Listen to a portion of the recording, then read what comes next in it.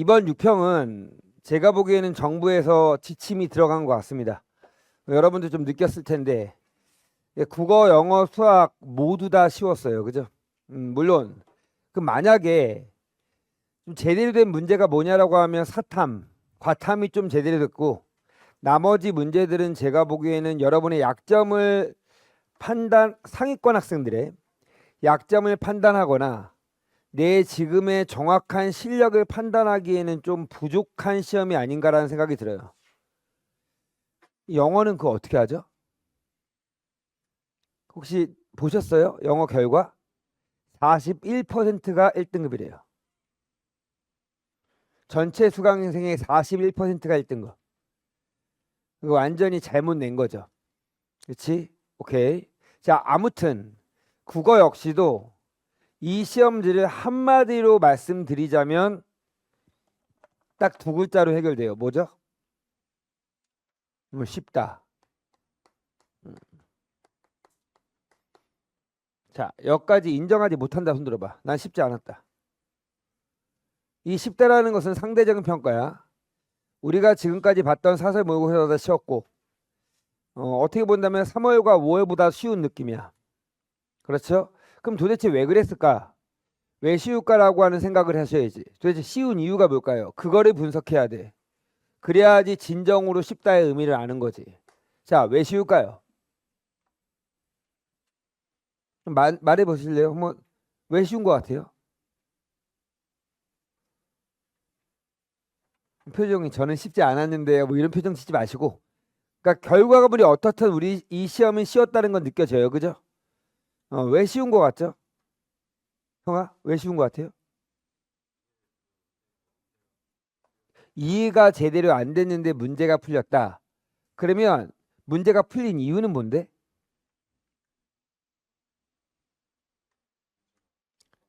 선지가 까다롭지 않다. 이 말을 돌려볼래?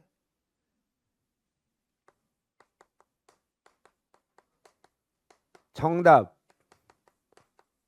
선지가 어떻다는 거죠? 선명합니다. 그렇죠? 아, 선생님 원래 정답 선지 선명한 거 아니에요? 그런데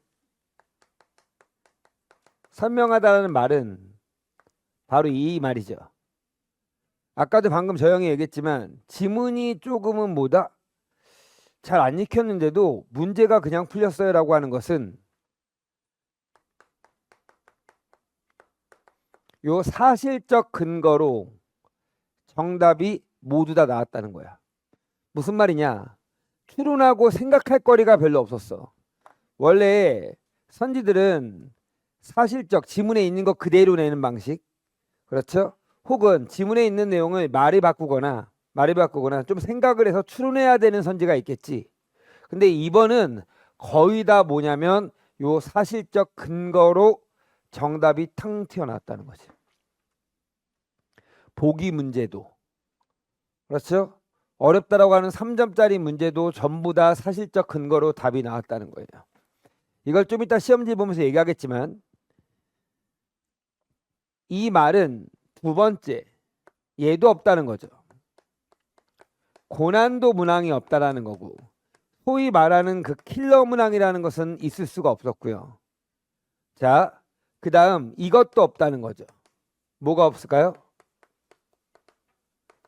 매력적 선지가 거의 보이지가 않았습니다. 그렇죠? 자, 여기에 더불어서 지문도 예전에 비하면 지문에 정보량이 확실히 적었고요. 특히 과학기술 지문은 이 정도는 내가 보기에는 되게 문과도 해볼 만하는 거지. 맞죠? 정보량이 적었고 심지어 지문도 여기에서 거의 다 튀어나왔습니다. EBS 연계가 독서와 문학에서 너무 많이 됐다. 자, 문학은 세 작품이 됐어요. 근데 그 세 작품 수가 중요한 게 아니고 김진욱전은 거의 그대로 그 장면이 그대로 나왔어요. 이게 중요한 거예요. 그렇죠. 그리고 EBS에서도 독서에서 그 임대차 보호법도 그대로 거의 나왔어요. 소재 연계가 아니고 아예 내용 연계를 시켜버렸다는 거지. 선생님 그러면요 우리는요 이제부터 EBS를 달달달 외우면 50점은 확보된 거 아닌가요? 이런 식으로 생각하시면 안 돼요. 자, 그거는 공부 방법에서 말씀을 드리고, 아무튼 이번 6월은 이렇게 쉬웠다는 건 확실합니다. 자, 이제부터 우리가 해야 될 것은 뭘까요? 이 6월을 바탕으로 해서 9월과 수능은 어떻게 될지를 예상해야겠지. 그쵸? 그쵸? 예상해야겠죠.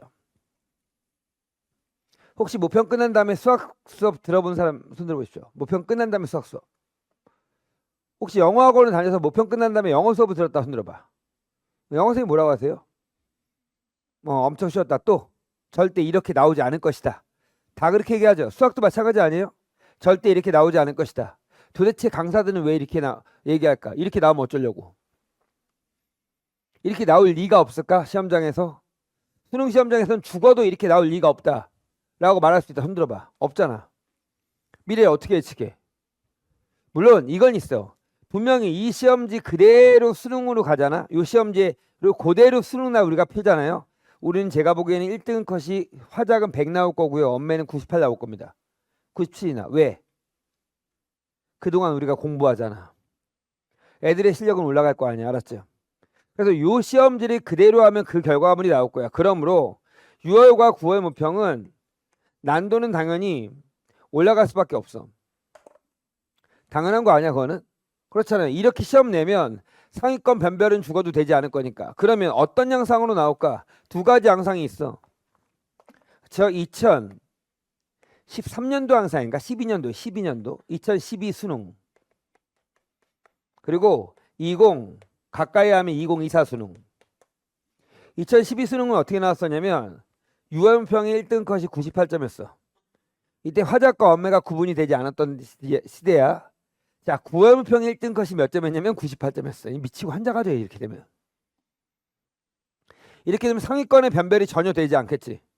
98 나옵니다. 전 아직도 기억나는 게 이때 제 학생 중에서 어떤 학생이 뭐냐면 100점 100점이었고 그래서 9월 모평 끝나고 저를 찾아왔어. 선생님, 어차피 국어는 된 것 같습니다, 이제.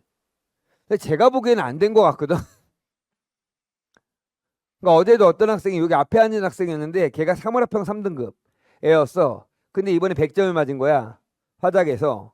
그렇죠. 그러면 걔는 완벽한 1등급인가? 라고 말할 수 있나?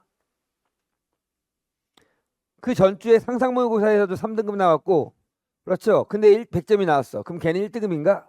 물론 1등급이죠. 표면상으로. 하지만 1등급의 성적을 갖추었다라고 말할 수는 없어.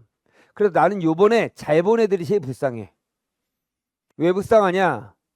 자기가 그 점수라고 착각하고 있을 것 같아서. 아니야, 알았죠? 얘가 100점 100점 했어. 그래도 뭐라고 하냐면 나한테 선생님 저희 수학이 부족합니다.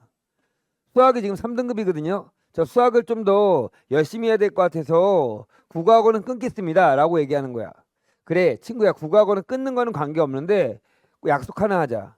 여기 9월 10월 동안 사설모의고사 일주일에 한 번씩은 보고, 그렇죠? 기출문제도 일주일에 한 개씩은 분석했으면 좋겠어. 그렇죠? 그것만 해도 꼭 하자라고 했어. 그렇죠? 오케이. 수능은 끝났습니다. 그리고 그 다음 주 12월에 말에 재개강하는데 여기 앉아 있는 거야. 그렇죠? 한 번 더 한다는 거지. 너 뭐야 이 새끼야. 그러니까 너 국어 됐다며. 제가 분명히 했거든요. 100점 100점 너 안 됐거든 그랬거든. 그러니까 뭐라고 해? 얘가 뭐라고 했냐면 이때 얘기했어요. 저 선생님 전국 1등이에요. 아 그렇지, 100점이면 전국 1등이지. 맞죠? 웃기지 말고 너 아직 멀었어. 내가 보기엔 2등급이나 3등급 수준이야 라고 하니까 아니래. 수학이 제일 부족하대. 그래 12월에 왔어. 물어봤어요. 국어 몇 등급이야 하니까 4등급 나왔대. 왜? 이때 수능에서 91점인가 그랬어요. 1등급 컷이. 확 어려워졌지. 애들 입장에서는. 솔직히 어려운 게 아닌데 이 관점에서 공부했던 애들은 어려워졌겠지. 무슨 말인지 알겠죠? 그래서 물어봐줘. 수학은 몇 등급이야 하니까 3등급이. 공부한 게 소용이 없었던 거지. 공부를 중간에 놓아버리거나 감이 놓치면 점수는 안 나올 수밖에 없어. 제가 이거 얘기하는 건 영어도 마찬가지야. 뭐 영어를 니네가 몇 점을 나왔다 100점을 나왔다 이거는 좋은 게 아니에요. 알았죠? 오케이. 그러면 영어도 좀 더 공부를 하셔야 돼. 알았지? 최소한 감은 유지해야겠죠? 자, 두 번째 경우의 수 24 수능. 유월모평 몇 점 했냐면요. 95인가 그랬어. 쉬웠어. 그쵸? 9월모평이 92인가 그랬지. 여기까지도 괜찮았어. 기억나시죠? 이사수능이야. 84점이 됐지, 엄매가. 그렇죠? 이때가 진짜 어려웠던 그 갑득이 엄마인가 그 나왔던 기억나시죠? 이지물 요남 나왔던 거. 애들이 이때만 해도 되게 괜찮았고요. 9월까지도 괜찮았는데 수능에 너무 박살난 거야. 어떤 상황이 나올지 모르겠지만 저는 이사수능 관점으로 될 가능성도 없지 않다. 그리고 이번 수험생이요 역대급으로 많습니다. 여러분 그 다 그 돼지 새끼 아니 돼지띠잖아. 맞잖아요. 그죠? 황금 돼지띠. 그지? 그리고 이번에 재수생들도 무지 많이 있습니다. 그래서 6월 모평이 정말로 역대급으로 애들이 많이 봤어요. 그리고 지금 6월 며칠이죠, 오늘이? 7일인가요? 8일. 6월 8일이죠. 다음 주부터 이제 뭐야? 대학교가 기말고사 기간입니다. 다음 주 후반부터 아니면 그 다음 주. 그렇죠. 그 다음 주부터 이제 종강을 시작합니다. 대학교들이. 그렇죠. 그럼 누가 올까요? 그래. 반수생들이 이제 와요. 그렇죠. 어저께도 DM으로 한 3명 왔어요. 뭐 반수할 건데 어디서 수업 드릴까요? 이런 애들. 이제 우리들의 경쟁자들이 대학에서 연락에 술 처먹고 놀다가 오는 애들이 와요. 분명히. 그렇죠? 오케이. 그래서 걔네들까지 합친다면 난도가 낮아질 리는 없을 것 같다는 말씀을 드리고요. 자, 그렇다면 생각을 해보자. 중요한 건 이렇게 나왔는데 우리에게 콘텐츠는 딱 3가지가 있습니다. 기출이란 콘텐츠가 있고요. 그 다음 EBS란 콘텐츠가 있고요. 자, 우리가 유연평 대비하면서 했던 사설이라는 콘텐츠가 있죠. 그죠? 맞죠? 오케이. 콘텐츠가 있는데 우리는 방동진의 수업은 거의 다 기출 중심으로 지금까지 이루어졌어요. 그렇죠? 그리고 저는 기출 중심으로 하는 것이 맞다라고 생각하고 기출을 통해서 우리는 수업 시간에 배웠던 개념과 원리를 체화하려고 노력했어요. 그리고 유연평 바로 직전 2주 전에 처음으로 뭐다 행동 강령이라는 걸 내가 너네한테 던졌어요. 맞죠? 그러면서 어떤 애가 나한테 얘기하더라. 선생님 그거 왜 좀 3월 달에 주셨으면 안 돼요? 그러면 좀 더 체화하기 좋았을 텐데. 그런 얘기 할 수도 있겠지. 근데 제가 왜 6월에 줬을까? 그 전까지는 뭐가 중요하니까? 얘가 훨씬 더 중요하니까. 그런데 문제는 뭐냐면 이럴 때는 어떻게 뭐냐 지문이 이해 50포인트가 이해 안 가면 왔다 갔다 거리면서 푼다 이런 것들은 나중에도 충분히 돼. 근데 문제는 얘는 이 시기를 놓치면 뒤에서 할 수가 없어. 맞지 않나? 결국은 내가 어떻게 읽느냐, 독해력, 어떻게 문제를 푸느냐, 선지 판단 능력 이런 것들에 대한 국어 능력은 무조건 기출을 풀어야 돼. 선생님 EBS도 해야 되지 않나요? 해야죠. 왜냐면 EBS가 많이 연계됐다면서요. 그러면 문학과 독서를 EBS 연계가 있습니다. 근데 EBS 연계는 제가 장담하건대 수능날 독서 이렇게 연계 안 됩니다. 지금까지 계속 그래왔습니다. 6월과 9월은 연계가 되게 많이 됩니다. 하지만 수능에서는 소재 연계나 단락 연계로 바꾸는 경우가 너무 많아. 그러므로 EBS를 외우는 공부 no. 그러면 EBS는 뭐다? 그냥 도구적 역할이야. 자, 어떤 애가 나한테 그랬어. EBS 연계 공부를 못해서 6월을 못 봤대. 무슨 개소리지? 맞지 않니 얘들아? EBS 연계 공부 하나도 안 해도 6월은 다 맞을 수 있는 시험이야. 맞지 않아요 얘들아? 그렇잖아. 쉬운 이유가 정답 선지가 선명하고 고난도 문항이 안 나왔기 때문에 쉬운 거거든. EBS 연계 때문에 쉬운 게 아니고. 맞잖아. 여러분 EBS 연계 공부 안 했는데도 다 맞힌 애들 많잖아. 그 만약에 예를 들어서 뭐야 그거 뭐지? 표구된 휴지. 그 비연계잖아. 그럼 못 맞추나? 그럼 말이 안 되지. 중요한 거는 얘네는 도구고요. 얘네가 있다면 조금 더 긴장감이라든지 그렇죠? 시간이 조금은 줄겠지.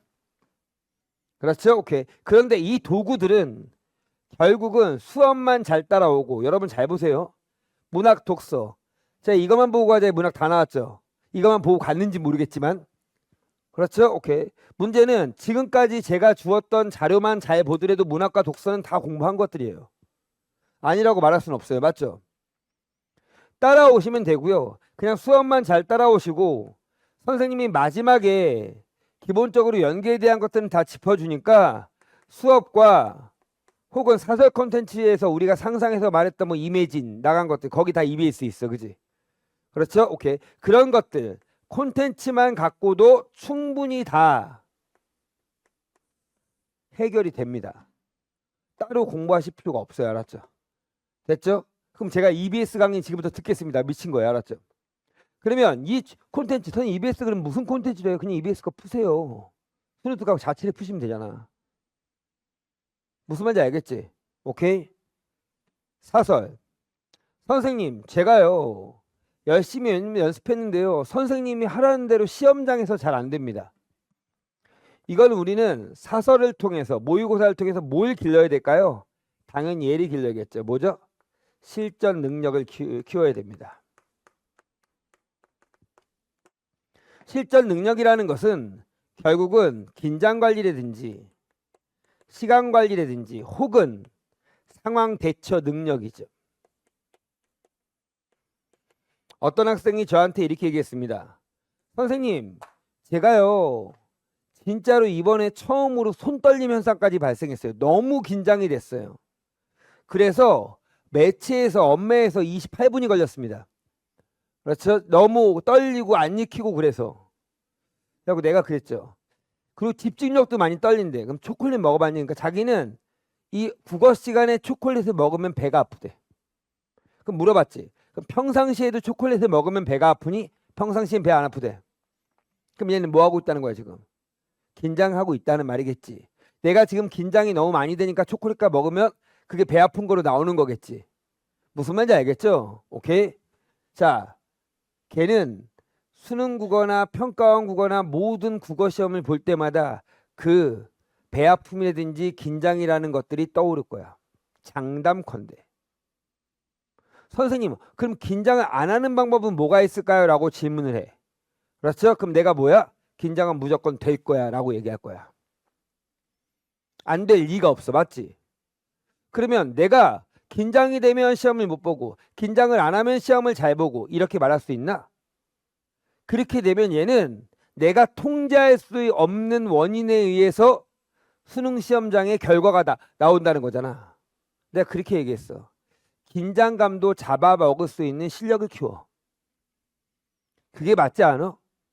어떤 상황에서 엄마가 나를 쳐다보고 있어도 그 문제가 잘 풀려야 되고, 그렇죠? 선생님이 요 앞에서 서 있어도 문제가 잘 풀려야 돼. 그래야 되지 않나? 맞잖아. 그 능력을 키우셔야 돼. 그게 올바른 방법이야. 선생님, 제가요, 이번 실전 능력이 정말 약하다는 사실을 깨닫게 됐습니다. 만약에 독서 먼저 풀었으면 이 점수가 안 나왔을 거예요. 근데 병신처럼 엄매부터 풀어갖고 엄매에서 시간이 오래 걸려서 독서와 문학을 시간에 못 풀었어요. 이걸 핑계라고 할 수 있나? No. 독서를 먼저 풀던 엄매를 먼저 풀던 다 맞춰야지. 이 관점으로 가야지. 그럼 이제부터 독서부터 먼저 풀어. 그렇죠? 그럼 다른 문제가 또 안 생길까? 또 생기겠지. 문제풀이 순서에 대해서 재단이 뭐냐면 너무 집착하지 마. 그 집착은 결국은 뭐야? 내가 시험장에 자신이 없으니까 그렇게 하는 거잖아. 자신이 있으면 처음부터 풀던 뭐부터 풀던 똑같은 결과야. 그죠? 난 우리 수험생들이 내 학생들이 제발 부탁인데 여기에 너무 집착하지 않았으면 좋겠어. 이거 집착하는 순간 이것만 생각하게 돼. 그렇죠? 뭐 선지 스킵을 몇 개 했냐 안 했냐 아니 그냥 실력 있으면 다 맞춰. 맞잖아 내 말이. 그쪽으로 가야 돼. 그래야지 내가 통제할 수 있는 그 요인에 의해서 시험 점수가 결과가 바뀐다고. 근데 통제할 수 없는 것을 자꾸만 건드리면 이거는 계속 불안만 생기는 거겠지. 내가 그날 잠을 못 잔다면 내가 그날 배가 아프다면 이런 말 하지 말자고 알았지. 그렇죠? 선생님 제가 배가 아파서 시험을 못 봤어요. 그럼 내가 그랬니? F로서 공감해 줄까? 아니야. 이때는 되게 단호해야 돼. 그럼 뭐라고 할까? 몸 관리도 실력이야. 이 말밖에 못하지. 맞잖아요. 무슨 말인지 알겠죠? 그래서 난 이번 시험의 결과가 여러분이 어떻게 나왔는지 모르겠지만 이 결과가 잘 안 나온 애들이 훨씬 더 승자할 수 있어. 바꾸자고. 어떻게든 고쳐내자고. 알았지? 그 연습을 하시면 됩니다. 알았죠? 100점 맞았다고 까불까불거리면 자만한다. 이거는 최악의 시나리오야. 자, 여기까지 말씀드렸고요. 자, 이제부터 하나씩 하나씩 지문을 가면서 얘기 좀 합시다. 자세히는 얘기 안 할 거예요. 벌써 다 했던 얘기인데. 자, 총평 가볼게요. 지난해 수능과 비슷하거나 약간 쉽게 출제됐습니다. 이걸 뭐 얘기할 수 있고요. 분명히 쉬웠습니다. 저는 끝나고 나서 처음에 96점 예상했거든요. 엄매를. 그리고 화작은 98점이나 100점 예상했어요. 근데 이제 또 생각했지. 아, 이번 고3은 아니지. 봐봐. 그러면서 93점 정도 나올 것 같다라고 했는데 딱 맞췄어요. 제가. 우리 연구실 직원들이 와, 대단하시다. 어떻게 딱 맞히냐고. 봐. 독서는 EBS 체감 연계율이 높았습니다. 정보량은 수능보다 적고요. 킬러 문항도 없었습니다. 됐죠? 오케이. 자, 6작품 중 EBS 연계가 3작품입니다. 뭐 나왔었죠? 동유가. 그리고 또 뭐야? 김진옥전. 또 역사 이런 거. 됐지? 오케이. 좀 이따 얘기하겠지만 동유가가 나온 건 우리한테 너무너무 해피한 겁니다. 왜냐면 동유가가 무지 길어요. 그리고 내가 만약에 궁백에 그걸 실으려고 한다면 이거 어느 부분을 실어야 될까를 진짜 고민을 많이 해야 되는 지문이거든. 이번에 6월에 나왔다는 것은 수능이 안 나온다는 거야. 제가 말씀드릴게요. 6월에 나온 작품은 수능이 안 나옵니다. 현대문학 같은 경우는 6월에 나온 작가는 수능이 안 나옵니다. 그렇죠? 오케이. 현대문학 같은 경우는 작년에 나온 작가는 수능이 안 나옵니다. 왜 현대문학만 얘기할까요? 현대문학은 이게 연결돼 있거든요. 저작권. 한 강사한테 몰아줄 수가 없어. 알았지? 무슨 말인지 알겠지? 그래서 대체로 작가들이 뭐야? 다 분배가 되고 몇 년간 안 나온 작가들이 또 나오게 하고 이런 거지. 신석정 선생님 이런 사람. 나이가 많아서 4, 5, 50년이 지난 사람들. 그렇죠? 그러면 저작권과 관계없어. 그래서 6월에 나온 작가가 수능에 또 나온 작가가 있으니 그 사람은 그 유명한 누굴까? 정철. 알았죠? 현대문학은 나온 적이 없어. 그런 걸 다 바탕으로 제가 찍는 거니까요. 걱정하지 마시고요. 자, 합법과 작문. 하여튼 문학도 쉬웠고요.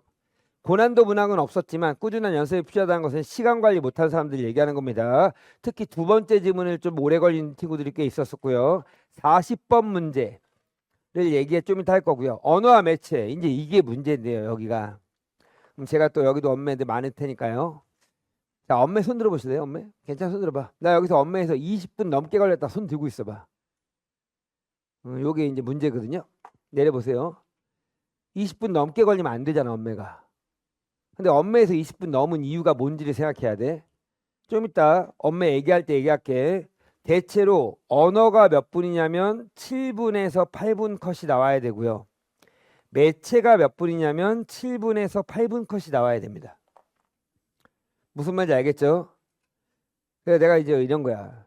기본적으로 매체에 대한 연습이 너무 부족했어. 만약에 제 강의 더 엄매 듣는 애, 엄매 천재 푼 애도 매체는 안 풀었대. 미친 거 아니야? 그런 애 되게 많아요. 매체를 왜 안 풀어? 그건 안 풀어도 뭐 그냥 이러면 좀 속된 말로 깝치지 마. 알았죠? 진짜 매체 하셔야 됩니다. 매체에서 두 번째 지문에서 애들이 읽기가 문제풀이에서 너무 오래 걸린 게 있었어. 두 번째 지문에서 아무튼 이렇게 언어와 매체까지 얘기했고요. 등급컷을 보니까 96, 97, 93, 94입니다. 작년 수능을 볼까요? 이렇게 돼 있고요. 작년 9월 되게 쉬웠어요. 그렇죠? 작년 6월 되게 어려웠습니다. 이렇게 되어 있습니다. 그럼 이 변화양상이 어떻게 바뀔지 모르겠지만 이런 상황도 생각은 하면서 공부해야 돼. 그리고 난도가 올라갈 것이라고 생각해야지 공부가 뭐야? 정확하게 되겠지. 난도가 낮을 거라고 생각하면 공부가 제대로 될 수가 없어. 맞죠? 오케이.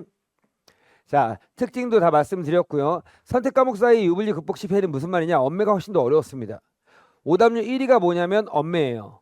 37번 문제죠. 근데 그 문제가 그렇게 어려운 문제인가? 그렇지 않아요. 근데 헷갈리는 용어들을 3개를 갖다 놓은 거야. 피동사동, 본용어, 보조용어, 서술절, 그지? 애들이 다 싫어하는 것들. 그렇죠?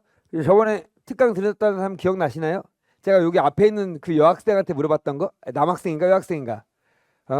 불규칙 화력이 뭐야? 라고 하니까 걔가 뭐라고 그러는지 아세요? 저한테 손담비 뭐 이렇게 했던 거 기억나세요? 특강 들은 사람? 손담비? 손담비가 뭐지? 봤더니 시옷 불규칙, 디귿 불규칙, 비읍 불규칙인 거야. 그렇죠? 오케이. 그래서 내가 그랬어. 그래서 뭐냐면 여기 칠판에 적었지. 빵빵빵빵. 이거 규칙이야 불규칙이야? 그런 건 몰라. 그럼 불규칙하는 건 모른다는 거잖아. 개념을 안다는 것은 예시까지 적용하는 것이 개념을 안다는 거야. 그렇죠? 그럼 피동사동. 피동이 뭐야? 그럼 당하다요가 아니고 주체가 하여지는 거예요. 사동이 뭐야? 주체가 하게 하는 거예요. 이렇게 머릿속에 들어와야지. 본용어과 보조용어를 구분하는 방법이 뭐야? 중간에 아서 어서를 붙이는 겁니다. 그리고 자립성으로 구분합니다. 이렇게 말해야지. 무슨 말인지 알겠죠? 이게 모르고 본용어는요. 좋은 용어이고요. 보조용어는 뭐 도와준 용어 이렇게 하는 건 모르는 거야. 그러니까 문법 개념을 대단히 무서운 게 내가 들어봤어를 안다라고 착각하는. 제가 무슨 말인지 알겠지? 자, 뭐 여기 현장 학생들은 제가 여름에 한 번 더 강의를 드릴 겁니다. 12강짜리. 알았죠? 고득점 원마의 정결자를 드릴 거고요. 그리고 우리가 저번 주에 그 상상모의고사를 뜯겨진 걸 받으신 거 기억나십니까? 그렇죠? 내가 그래서 거기다 좀 지랄지랄 했거든요. 왜 뜯겨진 걸 주냐. 제가 그 이유도 얘기했잖아요. 그래서 내가 뭔가 받아냈어요. 그렇죠? 그래서 뭐냐면 그 선택 과목 엔젤이 무료로 다 주겠다. 우리 학생들한테 2만 원짜리. 알았죠? 그렇죠? 그걸 제가 받아냈거든요. 아마 다음 주에 받을 수도 있을 겁니다. 생각보다 문제가 나쁘지 않더라고요. 그러니까 그런 거 갖고 좀 연습을 하자 이거야. 됐죠? 선택 과목을. 그러니까 선택 과목을 공부를 너무 안 했어요, 여러분이. 됐죠? 오케이. 자, 시험지를 한번 꺼내 볼게요. 자, 우선 어디 가냐면 4에서 9번 문제 잠깐 갑시다. 펼치세요. 자, 4에서 9번 문제를 보시면요. 우선 기본적으로 가나 지문인데 요 가나 지문에서 가 지문은 제가 보기에는 난도가 중도 안 되는 느낌이에요. 알았죠? 왜냐면 자유주의 법 모델과 사회복지 법 국가 모델, 그다음 뭐 절차주의적 법 모델 있죠. 얘네 세 개들의 발전 양상과 문제점들을 잘 체크하면서 읽으면 충분히 문제를 풀 수 있었고, 그래서 어떤 문제? 5번 문제 같은 경우도 그냥 쉽게 문제가 답이 풀립니다.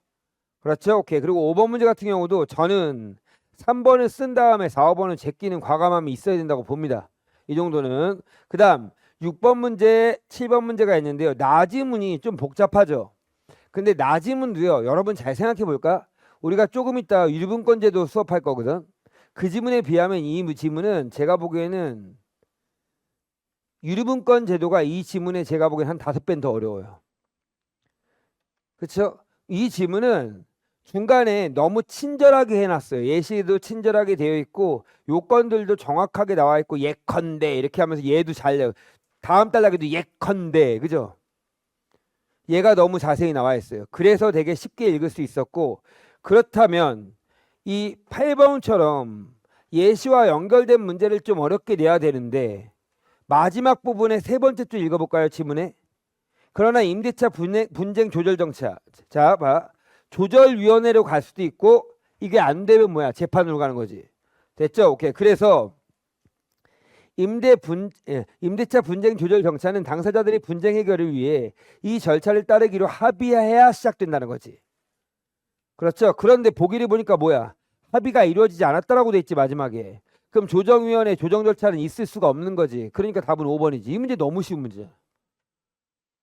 그렇죠. 근데 물론 시간이 없어서 못 풀었을 수도 있겠지만, 그러니까 이런 그리고 재밌는 현상은 얘가 뭐냐면 화작의 오답률 1입니다. 이 정도가. 그렇잖아. 무슨 말인지 알겠지? 자, 7번 문제. 이 문제는 어떻게 풀어야 될까요? 주관식으로 푸셨어야죠. 그죠? 오케이. 이 7번 문제도 답이 명확하게 나와 있기 때문에 저도 할 말이 없습니다. 자, 그 다음 10에서 13번. 여기 보세요. 요건과 법률효과만 정확하게 예시와 연결시켰으면 됐고, 여기 집중. 기술 지문인데요. 수소의 저장과 운송하는 원리가 나오는 거지. 이 두 가지 경우가 있었지. 자, 다음 페이지 넘기시면 4페이지에 자, 우선 액상 유기 화합물을 이용한 수소 저장 추출. 그 다음 단은 뭐야? 암모니아의 질소 원자와 수소 원자로 이루어진 화합물 이거지.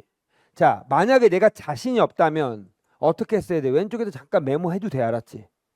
분자식 메모해도 되잖아. 그렇죠? 그렇게 메모해서 읽었다면 10번, 11번 문제는 그냥 풀리고요. 만약에 이해가 안 갔더라도 왔다 갔다 거리더라도 10번, 11번 문제는 풀려요. 무슨 말인지 알겠죠? 근데 12번 문제가 겁을 딱 먹었었는데 답이 너무 쉽게 나와서 할 말이 없었어요. 이것도 그냥 일치로 나오는 문제야. 그렇죠? 오케이. 그래서 여기 이 정도 수준이라면 제가 보기에는 과학 지문에서 충분히 문과들도 도전해서 풀 수 있어야 돼. 알았지? 자, 만약에 나는 이번 시험에서 실패의 원인이 시간이다. 손 들어봐. 시간 부족이다. 자, 그럼 시간 부족의 원인을 여러분이 다 알고 계셔야 되거든요. 아까 내가 말했던 일산 친구 있잖아요. 100점 나왔던 친구. 그럼 걔도 시간 관리 잘못했어요. 왜? 20분이 남았대요. 이상하죠. 내가 그래서 뭐라면 너 그렇게 풀면 안 돼. 20분 남았다는 건 말이 안 돼. 그렇지? 네가 뭐 강사야? 그렇지? 최소한 10분 남는 거로 바꿔야 돼. 그럼 내가 너무 빨리 풀고 있다면 다시 속도를 조절했어야지. 무슨 말인지 알겠죠? 뭐 이거 다른 세상 얘기 같죠? 아니에요. 답 나오고 그냥 다 넘어간 거야. 얘는 원래 시간이 부족했던 애야. 그냥 확 넘어간 거야. 그랬더니 뭐야? 시간이 20분 남았대. 그렇죠? 좀 더 속도를 올려서 읽었고 내가 뭐라고 했죠? 시간 부족이란 말은 좀 이따 얘기할 거고 시간 부족의 원인을 파악해야 돼요. 우리 여기에 점수 안 보여줄게. 여기 뭐가 되면 시간관리 있잖아요. 3번에 시간관리 보이시죠? 시간관리에 뭐라고 적혀 있냐면 시간 남음도 있지만 시간이 여기 이 친구도 매우 부족이네. 딱 보니까. 근데 매우 부족인 이유가 얘기한 거죠. 특정 영역에서 시간을 많이 씀이 매우 부족의 원인이래요. 엄매? 독서? 그렇죠. 그럼 내가 여기서 이제 한 단계 더 가죠. 독서에서 왜 시간을 많이 썼어? 문제풀이에서 많이 쓴 거야? 지문 읽는 속도가 느려서 많이 쓴 거야? 이게 나와야 돼. 알았지? 이런 거야. 선생님 속도는 괜찮았는데 문제에서 고민을 너무 많이 해갖고 그랬습니다. 라고 한다는 것은 지문이 제대로 이해 안 된 상태로 문제로 갔다는 느낌이고 아니요 선생님 저는요 원래 지문 읽기의 속도 자체가 느립니다. 이런 친구도 있겠지. 그럼 그런 친구 내가 저번 시간에 뭐라고 했죠? 나의 정속을 찾으라고 했잖아. 딱 나한테 맞는 속도. 그 속도를 찾는 연습을 하셔야 돼 이제.